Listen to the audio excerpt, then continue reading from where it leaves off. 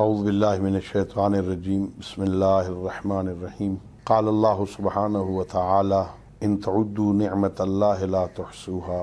اللہ رب العزت نے حضرت انسان کو اتنی نعمتوں سے نوازا ہے، اگر یہ اللہ کی نعمتوں کو گننا چاہیں گنی نہیں جا سکتی ہیں۔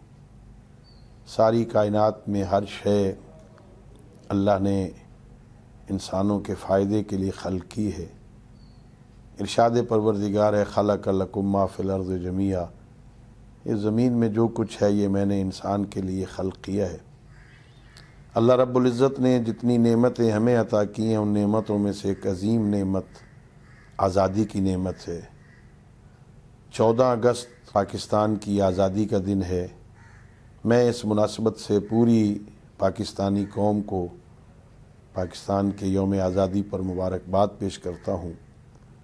اللہ رب العزت نے یہ پاکستانی قوم کو اعزاز عطا فرمایا کہ یہ واحد مملکت ہے زمین پر جو صرف اسلام کے نام پر وجود میں آئی ہے۔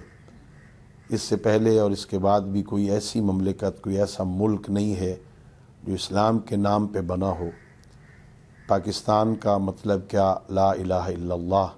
یہ واحد ملک ہے جس سے اللہ نے یہ اعزاز عطا فرمایا، اور پوری قوم اور قوم کے ہر فرد اور ہر طبقے نے اس پاکستان کو بنانے میں اپنا کردار ادا کیا۔ کوئی تفریق نہیں تھی مذہب کی، کوئی تفریق نہیں تھی رنگ و نسل کی، کوئی تفریق نہیں تھی علاقائی کی، کوئی بلوچی نہیں تھا، کوئی سندھی نہیں تھا، کوئی پٹھان نہیں تھا، کوئی پنجابی نہیں تھا۔ سب نے پاکستانی ہو کے اور مسلمان ہو کے اس ملک کو بنانے میں اپنا کردار ادا کیا۔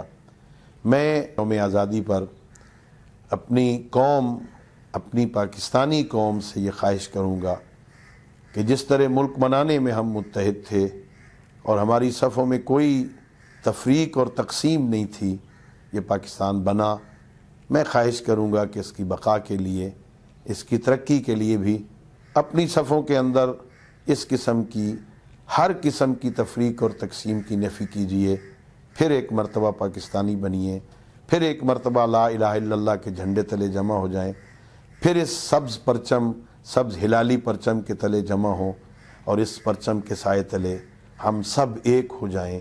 ہم ایک ہو جائیں گے، پاکستان انشاءاللہ تعالی ہمیشہ ہمیشہ کے لیے زندہ اور تابندہ رہے گا۔ اللہ رب العزت ہمارے ملک کو ہر قسم کی مشکلات سے نجات عطا فرمائے۔ پاکستان زندہ باد، پاکستان پائندہ باد۔